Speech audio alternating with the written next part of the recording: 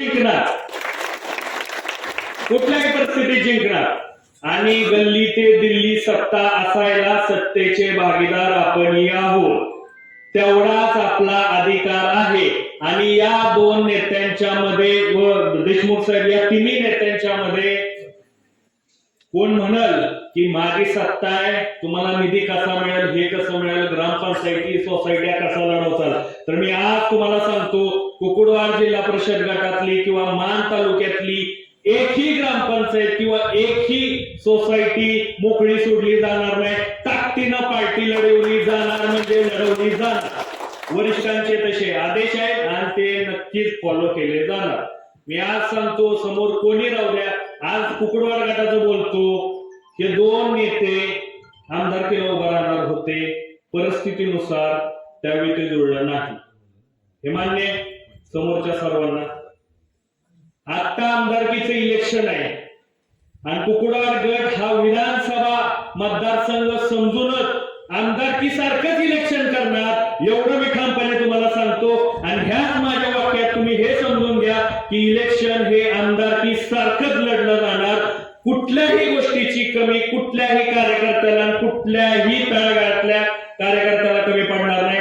अभयदादांच्या कार्यकर्त्यांनी मनात संकोच न बाळगता म्हणायचं नाही की महेंद्र भाईला जाऊन कसं सांगू किंवा अनिल भाऊ कसं सांगू, किंवा अनिल भाऊच्या कार्यकर्त्यांनी समजायचं नाही की अभयदादाकडे कसं जाऊन कसं अभयदादाला अडचण सांगू.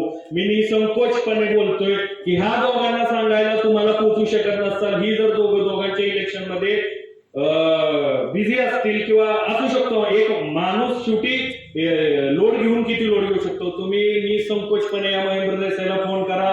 नाही हा शब्द माझ्याकडे नाही. त्यामुळं जी ताकद लागेल ती ताकद 100% लावली जाणार, तिथं कुठंही कमी पडणार नाही. साम दाम दंड भेद हे विषय तुम्ही खोडून काढा. जो पुढचा जसा येईल तशी निवडणूक करू, तुम्ही काळजी करू नका. फक्त प्रत्येकानं आपला बूथ, आपलं गाव, आपला वॉर्ड, आपला पंचायत समिती गट आणि आपला गट हा आपल्याच विचाराचा येणार. कारण कार्यकर्त्यांना सुद्धा मी सांगतो, सहकार्यांना सांगतो, हे इलेक्शन फक्त जिल्हा परिषद गट किंवा पंचायत समितीचं नाही, हे तुमच्या गावच्या सोसायटीचं, गावच्या ग्रामपंचायतीचं इलेक्शन आहे.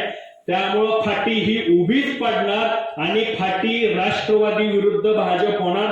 दोन राष्ट्रवादी किंवा दादा भाऊ वेगळं होणार नाही, दोन्ही आता एकच आहेत. आणि ही काय उभा राहिलं म्हणून ह्यांचं काय चालणार आहे अशातली भाग नाही. राजकारणावर हिथं कुणाचं पोट भरत नाही.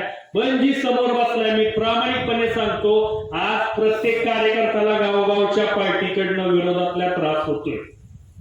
आज एक नेता इकडनं इकडे गेला म्हणून मागचा कार्यकर्ता हलत नाही, कारण शेवटी तो रोज बांधव बांधतोय. त्यामुळं आपल्याला एक मार्ग पकडून, एक रस्ता पकडून शेवटी खालच्याला पण न्याय मिळाला पाहिजे. शेवटी खालचा पण कार्यकर्ता जगला पाहिजे. खालची जगली तर सगळी वरची जगणार आहे, एवढं सांगतो. कारण कुठल्याही पार्टीचा बेस हा तो खालचा तळागाळातला कार्यकर्ता असतो. बरोबर आहे विक्रम सर? त्यामुळं फाट्या इथं 4 नसणार आहेत, फाटी एकच असणार आहे, आल्याड आणि पल्याड. त्यामुळे मी एक सांगतो, ही फाटी, हे मैदान कुठल्याही परिस्थितीत आणि कुठल्याही किमतीत आपण मारणार आहेत. त्यामुळं मला एक प्रामाणिकपणे तुम्ही हा मनातनं आज ह्या माडीतनं बाहेर पडताना हा विषय इथं सोडून जावा की इलेक्शन कसं होईल, पुढे एवढी मोठी ताकद आहे का, भीती त्यांना वाटली पाहिजे. गट आपला आहे, गट आपला, भीती त्यांना वाटली पाहिजे. कुठल्याच गोष्टीला आपण कमी नाही. आणि प्रशासनाची भीती तुम्ही देऊ नका, तेवढी मनगटात ताकद आणि दानत आपल्या आहे, एवढंच मी सांगतो. आणि मनापासून एकच सांगतो की आता कुणी कुणाच्या मनात एकमेकाच्या बद्दल, बघा प्रत्येकानं प्रत्येकाच्या विरोधात गाव लेवलपासून इलेक्शन लढवले, तिथं आले ते आम्हीच फक्त मान्य केलेले नाही, तुम्ही केलेले. पण आता आपल्याला एक होऊन पुढे ह्यासाठी जायचंय की जर आता आपण टिकलो तर तुम्ही टिकणार, एवढंच मला सांगायचंय. प्रत्येकाला प्रत्येकाची वॉर्ड, बूथ आणि गाव सांभाळा. मी तुम्हाला सांगतो, कुठंही आपण कमी पडणार नाही. मी फक्त एकच शेवटला जाताना म्हणतो, पुढचा बास म्हणाल, आता आपण बास म्हणणार नाही. पुढचा बास मनसपर्यंत आपण थांबणार नाही, एवढंच मी सांगतो. त्यातच सगळं आलं. कुकुडवाड गट म्हणजे आता मिनी विधानसभा, आणि ही विधानसभेसारखीच लढली जाणार, एवढंच बोलतो. जय हिंद, जय महाराष्ट्र.